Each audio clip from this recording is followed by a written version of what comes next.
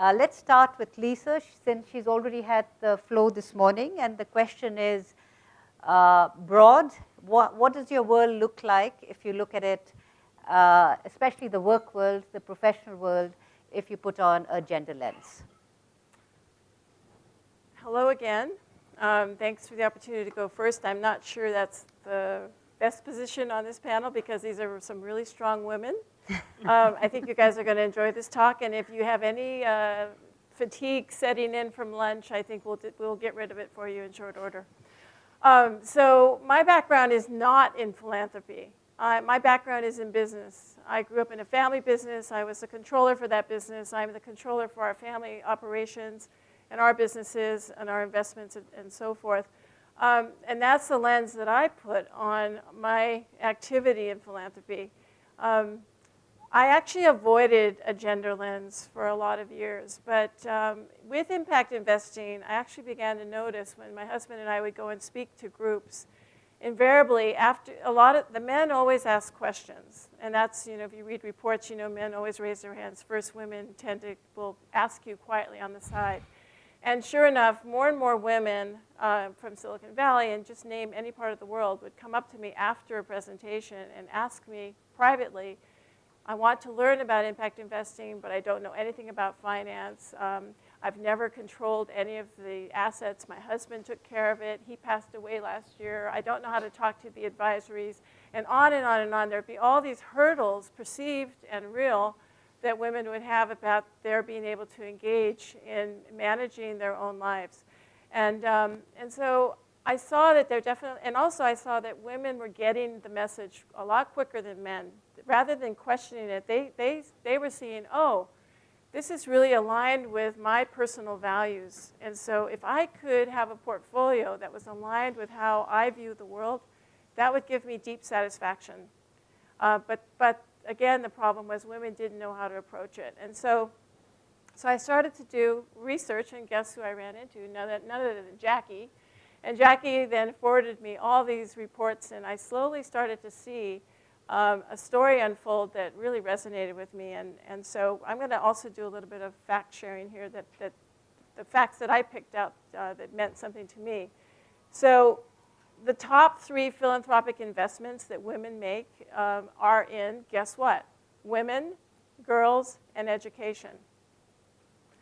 And so as a result, and I don't think it's purely as a result of this because many more factors are in play, but women around the world are graduating more from high schools and universities. They are outperforming their male peers. But there's a problem. Even though women are beginning to make ground in this area, what's happening is that we're not seeing women come to the front of firms on the for-profit side. What we are seeing is we're seeing more and more women flow into the not-for-profit sector. 50% plus of the CEOs or EDs in the not-for-profit sector are women. 3/4 of staff are women on the nonprofit side. But flip over to the for-profit side, and we do see more women in positions of employment, but we see still very few women represented in management, and we certainly aren't seeing them as CEOs, and we're absolutely barely seeing them as the chair of a for-profit board. So why is that a problem? Well, imagine this. You are capacity building. You're taking all your philanthropic capital. You're capacity building women and girls. You're giving them this education. What for? If we are not sitting on those boards, if we are not part of the conversation of crafting the future of how for-profit capital is going to influence our communities and the markets, then what are we capacity building them for? And that is one of the frustrations that I personally have. You can hear it in the rise of my voice, is that I feel that we have created this pent-up energy and demand, but we as women, philanthropists who are investing in this, are not realizing and will not realize the potential of our investment if we don't fix it. Is that enough? So, yes, thank you. Perfect note. Okay. So the obvious question is, based on your experience, how would you fix it? What are the lessons that you would draw from your work in impact investment to redesign corporations? So it's redesign of corporations to fit women and not fitting women into corporations that were designed for men. So I worked in an all-male profession, I'm an architect, but I ran actually a project management business, worked as a construction manager. I ran very large footprint projects, 300, 400, 50,000 square foot projects. That's big. I competed against men for contracts, and I often lost against men because I was a woman. But sometimes I get those jobs back because the men didn't perform. So what would I do differently? I would, for instance, let me look at the philanthropic side. I think that in philanthropy, one of the areas, three things we can focus on. One is that we need to give women much more financial, business, and economic literacy. We are not, actually, we're failing for everyone in this regard, but we really need, I think, to focus more on women because they feel somehow an innate inability to be strong in that regard, but we need to be stronger. I can tell you, every time I meet a woman CFO or a woman controller or someone who shares my role in their family organization, we immediately have a love fest. But I don't have those love fests very often.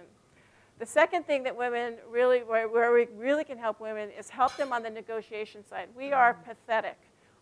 We don't ask for raises. We are the people who dot the I's, cross the T's, do all the work quietly and humbly, expecting that they're going to recognize us and then offer us that raise. But that doesn't happen. We have to learn how to negotiate like men for similar access to the right salary levels and the right jobs.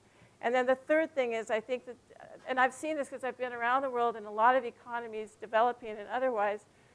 Give an example would be Liberia. Right now, it's a very big discussion on women empowerment. But you know what?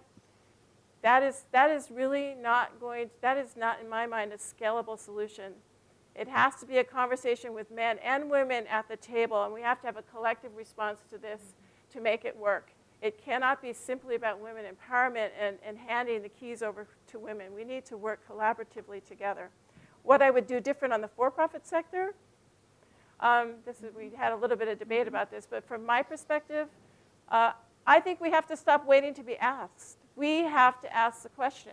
And often I think it's in our nature that we wait to be asked before we take this step forward, or we go forward and they say no, and then we go, okay, then we take another tack. But we have to keep going, keep asking to be on the boards that we deserve to be on, to take the positions of leadership in the company that we deserve to have, and keep asking and keep going forward and not let defeat get in the way of continuing to pursue it. Because believe me, I know this personally from myself, that if you don't ask, you won't get it. And if you don't envision a world with you in it, in that role, it won't be yours to have.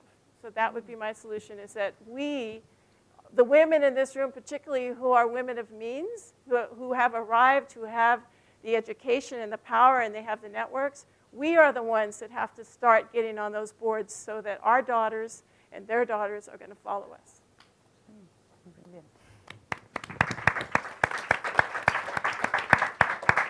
Thank you, Lisa. We'll come back. Thank you very much. Kavita. Kavita has a very distinguished background. She is currently leading the Ford Foundation in India and in the region. And before that, at Stanford, and also was the president of the Global Fund for Women. And we had a very interesting discussion earlier on defining what is social entrepreneurship. And there are, you may believe you know it, but I think it'll be very interesting to hear your take on that. And anything else you'd like to share? Great. Thank you, and thanks again to Dasra for inviting me. It's been a very exciting time, even less than 24 hours that I've been here, so I appreciate being here. I thought it would be interesting to see for a second how many of you might think about, how many of you in the room wear glasses or contact lenses? Can I see a show of hands? It's an intellectual crowd. All right. So what would happen if you took out one of those lenses? You know, the eye that has whatever, more power, less power, whatever it was, and walked around the world and tried to do all your work and, you know, read all your emails and answer all your phone calls and go to wherever you have to without both lenses in. Not a pretty sight, I think. It would be kind of messed up. You'd be falling all over places, you'd be stumbling, you wouldn't read half the stuff, you'd get it wrong, it would not be a very clear picture of the world. That's a little bit like what it is to fail to have a gender lens on your social investing, on your regular investing, on your philanthropy, on your approach to life.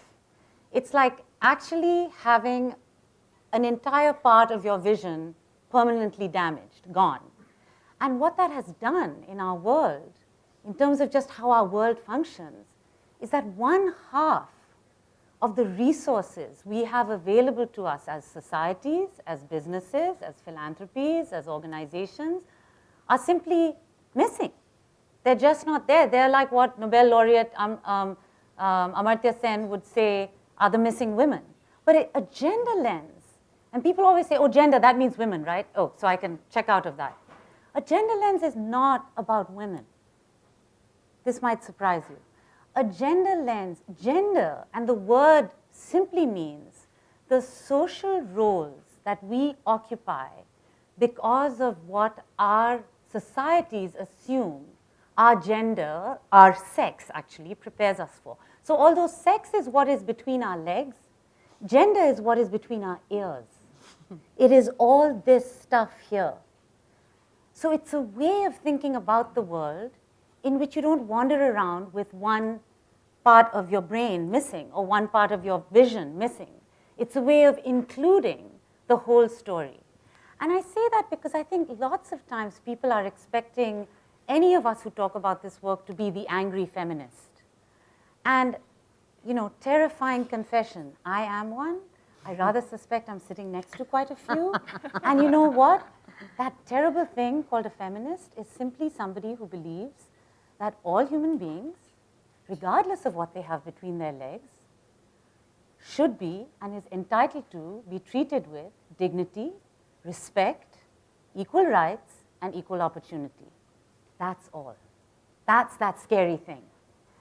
And wearing a gender lens in your work, in your life, in the way you raise your kids, in the way in which you interact with the world, allows us to treat every individual with that amount of dignity and respect and rights.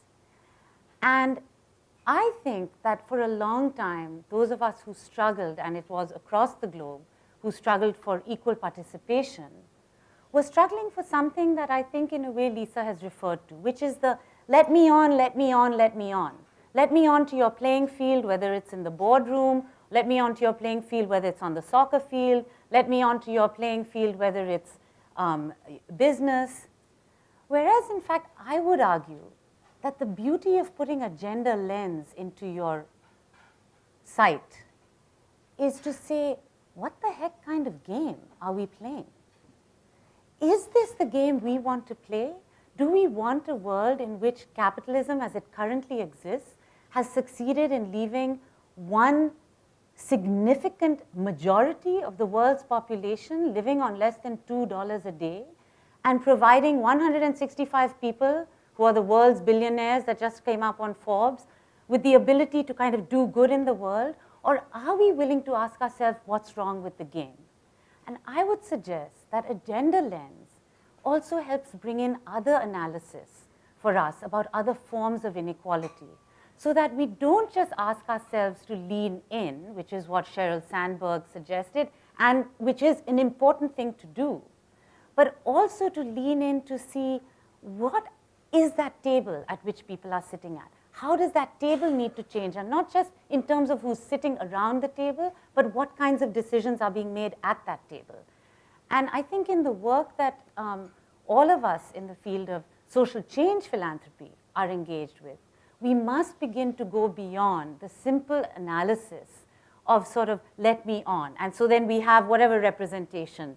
If you're in the United States, enough blacks, enough Latinos, enough women, enough gay and lesbians. If you're in India, somebody from the Dalit community, someone from the Adivasi community, somebody from the Muslim community. And I think a gender lens requires us to go beyond that and to think about what is it that we're trying to change? How is it that we want to make decisions differently? And in what ways can we do that in a way that allows us to be inclusive, in a truly transformative way that allows us to change the game? Thank you, Kavita. wonderful framing of the issues to look at the world in a different way. You're at Ford currently. Could you talk a little bit about how you look at your funding, the kinds of programs you do through a gender lens? Absolutely. I think for us, very much coming from this analysis, I think it seems clear to us that if we want to be effective at addressing issues of poverty, or if we want to be effective at addressing issues of good governance, you heard some examples of why good corporate governance requires different perspectives to be at the table.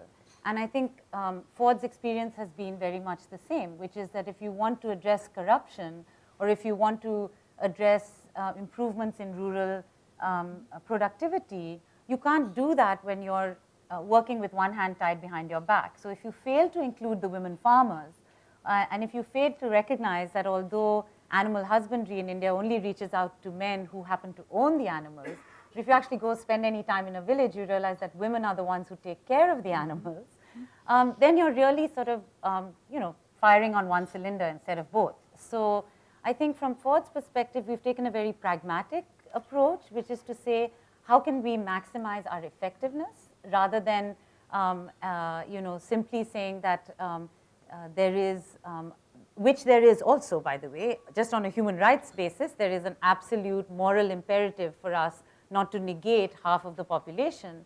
But I think there's also a very pragmatic approach, which is that you don't actually get good results in whatever the field it is, whether it's dealing with urban slum dwellers. And I learned this firsthand from my work in Chicago, actually, where I made a presentation to the MacArthur Foundation as a young program associate, and one of the senior, very serious lawyers who had been John MacArthur's lawyer said to me, "Young woman, what does all this women and girls stuff have to do with addressing poverty?"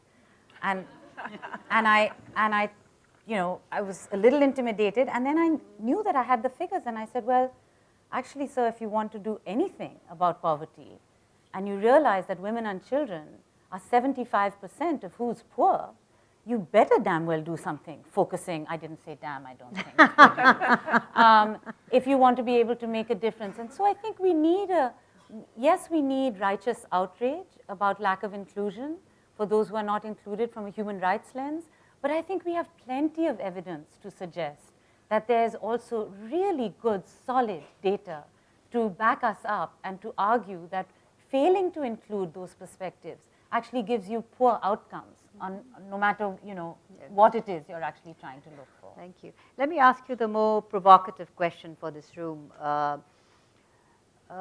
You had an interesting experience in Stanford when you tried to bring in activists, and activists were scary, and so you relabeled them as social entrepreneurs and were tremendously successful.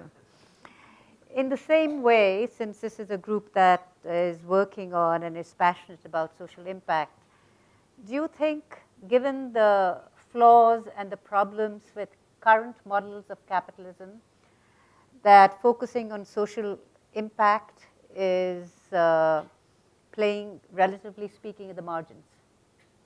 Yes, in some ways I do. I think it's much more comfortable for us to say, well, the reason people are poor is because they don't have skills, and the reason people are poor is because they haven't been able to design a business that would actually enable them to compete well in this market. And I think we're much less likely to say, well, the reason people are poor is because we actually have a system which doesn't value. And I'm often having arguments with people who think that I'm a radical socialist. And if you actually go back and read your Milton Friedman, you'll see that the father of capitalism at no point suggested that we shouldn't have public goods provided to us by the state. That includes public education, that includes health, that includes basic infrastructure. And so I think I'm a little anxious, made more than a little anxious by the fact that the tendency in the discussion around social impact investing, or using the word investing, or just saying, well, really what we're doing is trying to make capitalism work better for more people, inclusive capitalism, is that it makes it easy for us not to actually want to also unpack what's wrong with the system itself. And I think there's a whole ecological argument for us to unpack that as well. And to recognize that, you know, what worked 50 or 60 years ago for development for one part of the world that was also benefiting from slavery and from colonialism, quite honestly, may not be the best set of choices for those of us at a different moment of time, at a different reality point with regard to fossil fuels and a different reality point with regard to climate change. And I think if we could be more honest about that, we wouldn't have to put old wine into new bottles, which is what a little bit of what I felt I was doing at Stanford, although people said if I'd run this program at Berkeley, I could have called it the Activist in Residence program, no problem. So, you know, maybe it has a little bit to do with culture. On the other hand, I think Stanford students and faculty really appreciated hearing from people who are challenging some of the very underlying social norms and you know, underlying inequalities in all of our societies. And I think whether you call them activists or entrepreneurs, what is important is their willingness to innovate, their willingness to take risk, their willingness to speak truth to power. And I think whether you change systems by bringing in a new innovation like the cook stove that we saw, or whether you bring change by transforming a young Dalit woman's ability to take on the rapists in her village who were, you know, upper caste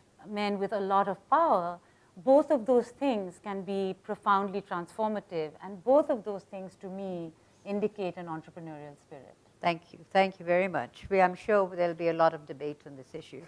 Poonam. Poonam Mutreja is the Executive Director for the Population Foundation. She's created many organizations in the past, has also worked with the Ashoka Foundation, with Dastakar, with MacArthur, and is passionately involved in helping girls, particularly women, involved in empowerment, in transformation, in living full lives. Over to you. So I'm, while I do focus a lot on women, but I think, and I'll come to it, very important to work with the men and talk to the men, not just in this room, but at all levels. So gender lens, according to my lens, is really about unequal power relations wherever you are, whether it's on the board or a very poor woman in the rural parts of India or urban areas. So it is this power imbalance that that denies women freedoms, it denies them equal opportunities. So to the heart of everything is equal opportunities wherever you are, whether it's in the corporate world or in the home. And if we, and Kavita alluded to, not alluded, said it, but I will rephrase and say that for me, you know, we have to stop looking at gender issues as women's issues. They are as much men's issues, they're as much society's issues, and they're issues of social justice and human dignity. And I want to bring in terms of women's empowerment or gender relations, I want to bring in dignity in a huge way. And if you look at, think of a young girl in India or any other part of the world, but especially in India, and you look at the data from the youth survey, which I had the privilege to fund, which was done in 2006-07, 65% of the girls said they were scared and unhappy on the day of their marriage. It's a population-based survey of 51,000 women across 6 states of India, which is 40%. These 6 states is 40% of the population. Now, why were they scared? They were scared because some 60% were meeting the person they married the first time really after the wedding was performed and they were faced with this man. Think of this young man where the survey shows to us that 54% of the men said it was legitimate to beat their wife under one or the other circumstances. 4 I will name, the ones that came on top. If in his imagination he suspected that the wife was having an extramarital affair, if she disagreed with his opinions, which included the quality of food she has cooked, if she stepped out of the house without his permission.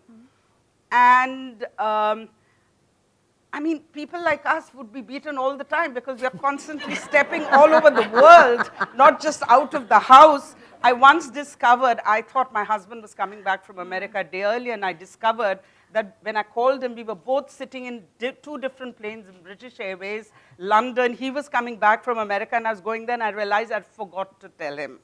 So, and I was, by the way, presenting the analysis of the NFHS survey, which says the same.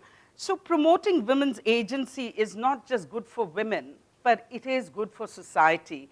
And how do you do that? You have to work on societal change, as you also said, and change in the boardrooms. But how do you change mindsets? You know, expecting, there's global evidence today that expecting individuals to change their behaviors is very difficult. Yes, there are positive deviants. Yes, there are, you're honoring a young lady tomorrow from Karnataka. Those are positive deviants, and we must celebrate them, but we must find a way to amplify them. And I believe one way to do it is educational entertainment. There is global evidence today. You see, you look at what happened in South Africa, where sexual behavior really changed because of Soul City. You look at Mexico, you look at Brazil, where fertility levels came down because women had greater control on their fertility. You look at a few programs in India. So we've been studying these programs because we want to change societal norms. So we've been looking at studying these programs for 2 years, and then we decided India needs it. So we're going to launch day after a program, a multimedia program called Main Kuch Bhi Kar Sakti Hoon. Main kuch bhi kar sakti hu means I, a woman, can do anything, and I can speak for more than 5 minutes too, right? No. So this program rolls out, and it is really about a woman and a man.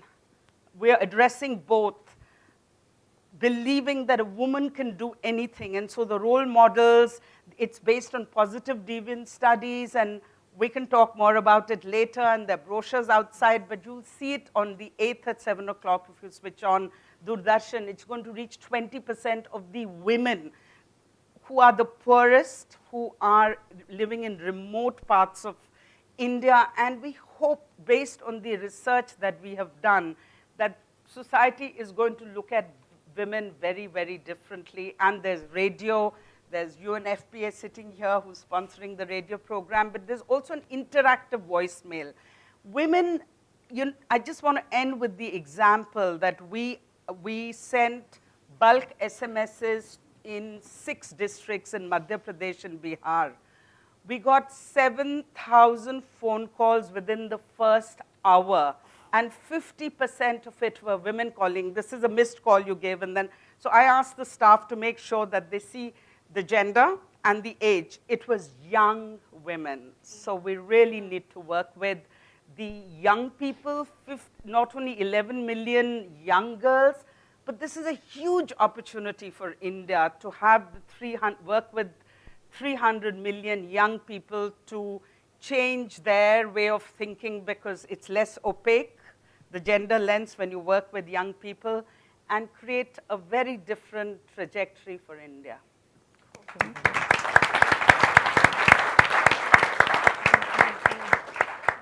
Based on your very extensive work, from fertility to crafts to now getting involved in media, and I know you've done a lot of funding as well, what would your message be to men?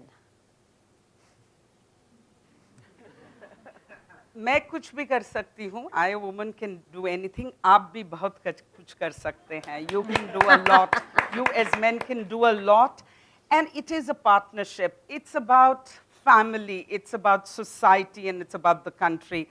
And I would also say to the men that the quality of their life will improve greatly, greatly, and their family's life, if they function differently. And the cooperation that you get from a woman, whether it's working in the boardroom, and you learn so much. I keep saying to the men, not just in the boardrooms, but multitasking. It is an achievement which women have mastered. Come learn from us. There are few things you can learn from us and you can't do. I believe being the women and their capability and ability to have children is a huge achievement. And that is the only thing we can't give you. But the rest we'll share with you. We will work together and make a wonderful society and home and country. That is what I would say to the men. Thank you. Deepa, could I add to that? Yes. So let me just give Lisa and Kavita a chance to add, say anything you want to and respond to what you've heard. I just wanted to add that, in my years at the Global Fund for Women, on the question of what would you say to men, I was always humbled by the fact that in many instances, and I'm not sure that men often hearing these messages who end up maybe feeling a little bit like, are we always the perpetrators of what's all, of everything that's bad, hear this enough. In a small village in Kosovo, the Global Fund for Women got a request from two sisters and a group called Mutrat Kiryazi that began with taking a mobile library out.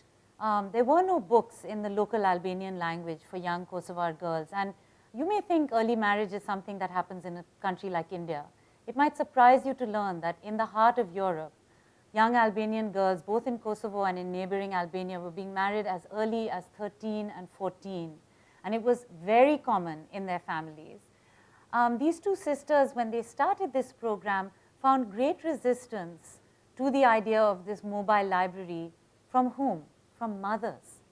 Whereas fathers in the community, fathers of daughters in particular, were willing to stand up for their daughters' right to be educated, not to get married as early, to stand with them. And it was actually a group of fathers who came together in one particular village and stood with these two sisters and said, we want our girls to learn, we want our girls to study. I think it's very important for us to share tangible examples. And I can tell you literally hundreds of these. I have been in Peshawar in Pakistan, where after all the meetings I had in all the other parts of the country, where there were no men in any of the women's meetings, I get to Peshawar, which everyone told me was, it's a Pathan stronghold, it's very conservative. And I have 10 young men in the meeting, and I thought, maybe they've come as chaperones. When we go around, it turns out, no, all 10 of them are working for women's rights organizations. And when I asked one of them, how did you decide you wanted to be an activist for women's rights? He said, my mother taught me. I said, your mother taught you? How did your mother teach you? He said, all the other mothers would say, to the daughters, you bring the food, you bring the water. If my father would come home and he would shout and say to my sister, bring me something to drink or bring me something to eat, my mother would always take me aside and say, your sister doesn't always have to do this. You can also carry the food to him. You can also bring water to him. And, such a small subversive act, such a way of using your traditional role as a mother to subvert an understanding of what it means to be a boy in that community. So I would just say, I think men in these two instances are not alone, and there are many instances of men actually standing up for girls in their lives, for daughters in their lives, for women in their lives. I mean, I was in a Bombay slum where, again, work on domestic violence was made possible because a young man stood together with his wife and opened a small shelter in the community where victims of domestic violence, the first of whom was his sister, could have a place to go. So I would say it's important for men to know that you are already doing amazing things, and the more of you who speak out and stand with us, the more easy it will be to change. So just wanted to share that. Thank you. I think that's a great response. Thank you. Lisa? I wanted to speak to what Kavita said about the conversation. So it's not just about getting there, it's about what you do when you get there. And I have an example of that. So I was invited to be on a for-profit board that had to do with an investment that ultimately tanked. And the reason that I went on the board is that investment was in trouble. And so it was the worst time. I mean, the worst time you can go on a board is when things are going downhill. But the reason I went on that board is because the investment portfolio actually impacted the lives of women, children, communities around the world. It was an impact investment portfolio. And that board was made up only of men. And all those men were from the for-profit sector. And I was the unique female who sat with being president of our family foundation, but also having worn the fiscal hat in our family and being basically leading the financial side of our estate. So I found that had a tremendous value to this process, because the men who were mostly from Wall Street, had that experience, didn't understand the nuances of the portfolio, and actually wanted to take a very draconian approach to cleaning house, if you will. And it was over the course of many months of conversation and my pulling in my resources on the philanthropy side that I was able to get them to see this very differently. And so the ultimate conclusion of it, although the fund doesn't exist anymore, some of the underlying assets were resurrected, and we found ways to deal with the portfolio. I'm not going to pat myself on the back that they would have not come to that conclusion if I hadn't been on board, but I certainly think that actually a large part of the shift in direction happened because I stood my ground through that process, because I was, first of all, junior on the board. I was only there for a few months. They had been on there for years. And so I do think that we can, with our background, and I think in particular, we just have a different way of looking at the world than men do at the end of the day. Not all men. I mean, I think my husband and I have a really interesting relationship because we manage our portfolio together. We do the selection process. And we manage the successes and we manage the failures together. And so there are men, and there's quite a few, obviously, in this room also capable of having that discussion. But there are more men who haven't been exposed to that world and don't know how to even begin or engage that way. So that's the role I think that we need to play. So we're not going there just to stake our claim and put our flag up and say, okay, now we got the gender thing squared on this board.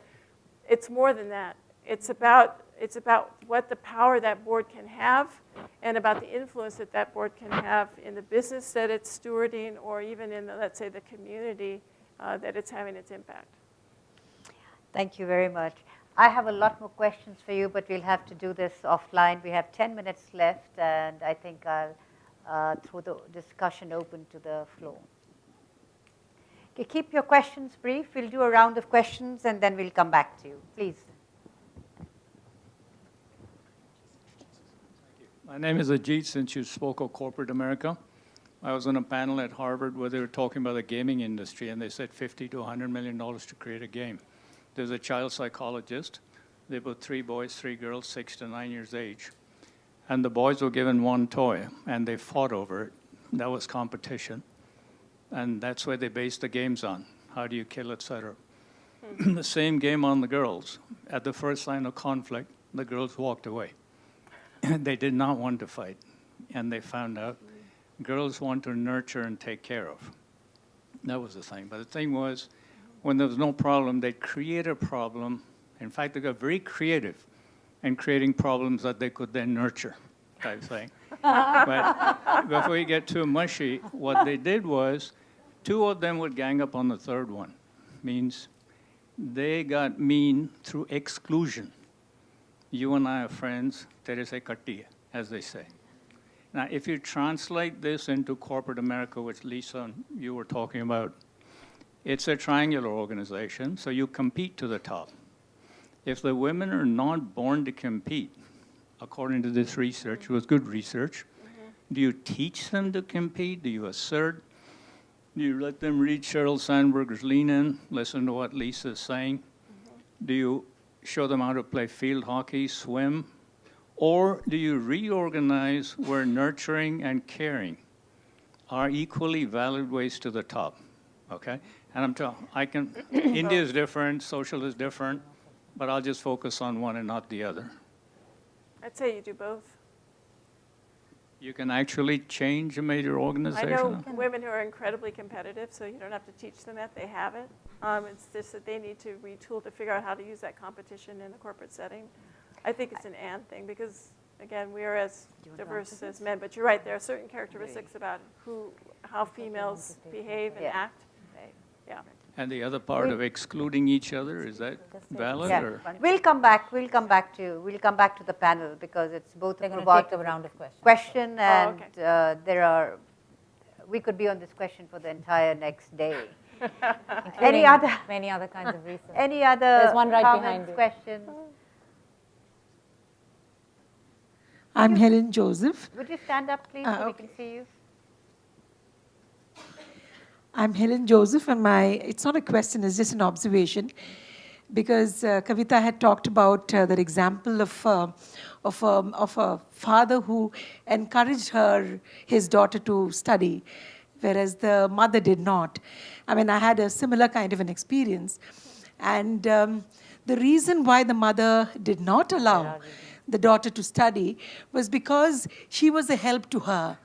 Her father would not in any way contribute to work at home, and for him it didn't make a difference, whereas for the daughter it made a lot of difference. Okay, that's a very Thank you. important piece. Thank you. It's a very silent crowd. Thank you. Please. Hello, my name is Ashley Metal and I'm in Roma. Oh, thank you. I'm intrigued at the comments you made about women being pathetic at negotiating. I'd like to know why and what we can do about it. Great Yeah. question. Yeah. We'll come back, Lisa, just one Yeah. minute. I'm holding my Yeah, thunder. hold your, yes. There's another Biting hand your there. tongue. Anyone on this side of the room here? Hi, my name is Payal from Acumen. One of the things we don't do very actively at this point is gender-related measurement of changes that are happening. So I just thought it would be interesting to merge one of the topics which was discussed this morning, which is measurement and metrics, and how each of you in your organization are thinking about how is this change happening and how are you measuring it. Wonderful question. Thank you. I saw two hands here, one here and one there, and then we'll come back to the panel. Yeah, sorry. In India, we have a slightly different problem in the sense that there is an oppressed woman and there's a caste oppressed woman, which is, I think, very, very unique in so many ways. Because, this caste oppressed woman is a wife of another oppressed being. So when you're talking about building up, and this is really to you, ma'am, is when you talked about talking to men, because how do you talk to the double oppression? I mean, where do you explain the beginning and the end of oppression of somebody who's... Very good question. Very good. Thank you. And one last comment here, and then we'll come back to the panel. Just to add on to what... Yeah, just speak up. Yeah. I'm Sonia, I'm from Good Example, which is a non-profit based out of Delhi. My question is, when we say women are pathetic negotiators, I partly agree with that. But, when it comes down to more financial terms... You've got a of it, mic in front of you. when it comes down to more financial aspects of it, we are even more pathetic as fundraisers. Yeah. So how is you? How are you? As women, taken stand on social investors, social entrepreneurs who you might have seen come down to you as for raising funds for their organization, and how have you seen? Has there been a shift in the way we think as a whole? Okay. Didn't quite get that. Are women poor fundraisers? Basically, the For censor. fundraisers for for-profits or not-profit? Both. Not-for-profits? She said both. Fundraising. Fundraising period? Yeah. Again, I would, so I don't know how. How do you want to stop Can we taking get, questions? I think it depends on the organizers because we need to respond Yeah. too. We're running out of time. Okay, since you're standing up, please. This actually goes along with that question, which is in the social enterprise space, I think there's a stark kind of dichotomy between nonprofit and for-profit. And it seems like a lot of the solutions that are really tackling gender issues are nonprofit. And at the same time, there's a big funding gap in terms of women entrepreneurs getting funded in the social venture space. There's a lot of research on that they don't get funded as much as male entrepreneurs do. And so how do you think we can bridge that gap and really bring women-centric, scalable solutions into the social enterprise space and not have it always be the siloed development nonprofit issue? Yeah. Thank you very much. I think we'll start with Lisa and go down this way, and you can You don't have address. we don't have to respond to You all don't of need the to questions. respond to all I'm of just them. going to zero in on the social entrepreneurship because I do think there's some real tangible ways that we can change that. It really starts, though, before women even get to the age where they would consider being in social entrepreneurship. It has to start in education, and back to my my thesis that we need to, if we focus more on financial, business, and economic skill set and negotiation skill set while they're in school, that we will see the value of that further down the road. But then in the incubators and the accelerators, we need to go out and recruit. And I have to say, DASRA, as an example, when we first started doing work with them back in 2005-06, when we started doing the work here in India with our incubator/accelerator, we were not getting the numbers of women. And I have to say that actually India was one of the first places we saw more women coming into the program. So I think at one point there were 50-50, if not one year it was more women than men. So I think, I see leadership in India. And so whatever is being done to at least find these women and get them into the programs, they're doing it right. And I hope that was, and on the fundraising piece, I actually think I've seen a number of things occurring, and I think that they're actually really, really good. One example would be women in the film. Producers, they don't get capitalized the same way men do, and yet you look at the returns from movies made by women, and they actually, and this is in the sort of the small genre, not large Hollywood productions, but they actually do much better than movies made by men. And so there was a fund raised recently on the West Coast with the focus that they would only invest, you put your money in, and they only invested on women producers in the film industry. And so I'm curious to see how that works. And there's a couple other of initiatives like that that are focusing in sectors and creating funds to target women entrepreneurs. Take on the negotiation page. Poonam? So let me address first the fundraising issue, that women are not good fundraisers. Let's ask DASRA. It has a lot of women, and it's partnered between a man and a woman. And I'm sure she's not going to like it, but she's played an equal role. And I, as a woman, have never found it difficult, frankly, to fundraise or do what I want. And I think some of it has to do with the fact that there are women like us who feel we can do anything. Quite honestly, forget the cereal. I think that is the kind of, confidence that women have to have, whether they're on a board or anywhere else. And if you talk to the women, there's so much research on women. Yes, there is also research to show that, in fact, I was reading a New York Times article almost a year ago, which all of you should try and access, which is based on research done across Europe and America, where it says men dislike, abhor was the word, powerful women, and women do like powerful men, which is a fact. That the research shows. But I'd like to see, both, not just, there's a men's club out there where they're promoting each other. The women's club does not, women's agency. But I'd like to see a club where there are both men and women feminists and not just women feminists. And in terms of fundraising, I don't believe you can say which lens tells you that women are poor at doing fundraising. It is only because women haven't been trained to be or socialized to be, and the norms are not that. But it's going to change. It's changing with your generation. And as more and more women are doing better academically, not just in India, globally. And as these things happen, you're going to see a change. And I'm also seeing, especially amongst the younger people, a gender-blind professional. Yeah. So I'm going to end there. Stop. Thank you very much. Kavita. I can't tell whether our colleague from DASRA is shivering because it's freezing, which it is, or whether she's just terrified that we're over time. So both. I'm probably both. But so very quickly, in my personal life, I've had the privilege of being with a remarkable partner who has been the primary caregiver in our family. And I think he is many times better suited to that role than I am. And so on the nature versus nurture question, one, I am quite sure that there will be many studies and many more studies that will tell us all kinds of things about this. So I'm not going to get into a debate with how great that particular Harvard study is or not, but I rather suspect that we have seen over the years studies that reinforce for us what societally held beliefs are and studies that challenge us. And I don't disagree that there is a biology. We all have a biology. But we're also learning that our own biologies are much more complex than they are. So as in the case of the young South African woman who was found to have been born with both sexual organs, we have a continuum from male, female. Actually, what distinguishes us between male and female is not actually all that extreme.